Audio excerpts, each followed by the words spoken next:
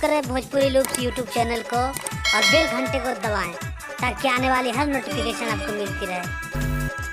Uncle काहे रेसिया के बैठल बानी, का हाल चल रहा? यार बहुत परेशान बानी यार भी बाबू। काहे का भइल बतावा ना। योगी के सरकार देखा तड़ा? हाँ वो तो देखते बा हम। बहुत यार परेशान के लिए है यार। काहे का भइल बतावा ना आखिर। जब घर जानी ना हाँ। तो हमारे मेहरा रात में इतना बढ़ के डिमांड करता रही, साला माथे फेल करते। कहीं करीम की बात करता रही, कहीं साड़ी के करता रही। यार कहाँ से पैसा लाई? तोरा पास से पैसा बा? हमारे पास पैसा कहाँ बा? यही तो दिक्कत बा साला, का करी यार। हमको लग रहा है कि एक गाना बना के आप वायरल करें इसको। हमारो के लगा था एक करे पड़ी, बाकी जौन जौन नहीं जा तो वो जनावे के पड़ी।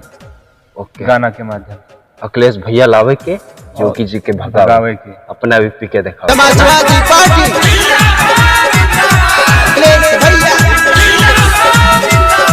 समाजवादी पार्टी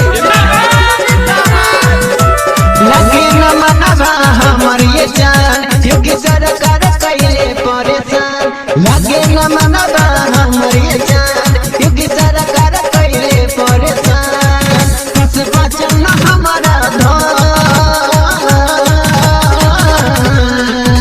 कि योगी के भगावे के, अखिलेश जी के लावे के। कि योगी के भगावे के, अखिलेश जी के लावे के।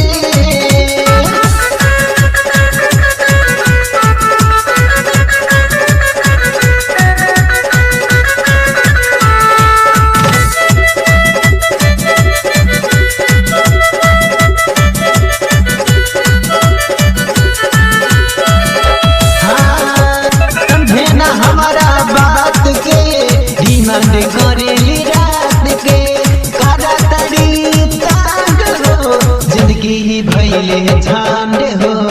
लगवानी पैसा के पीछा तब भरल नहीं हमारे नीचा। मन करा तब गोवा मचाई, अपने दर्द सबके बताई। सबके होत देगा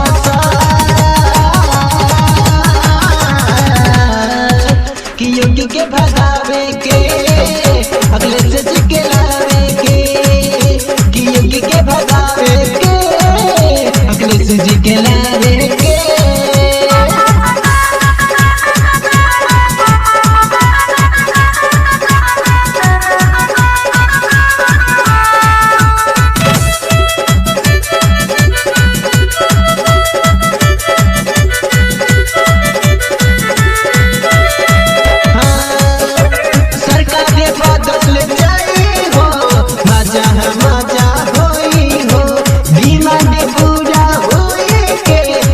अपना देहरी पे चंद के चाची उजेड़ा हो जाई, अखिलेश भैया के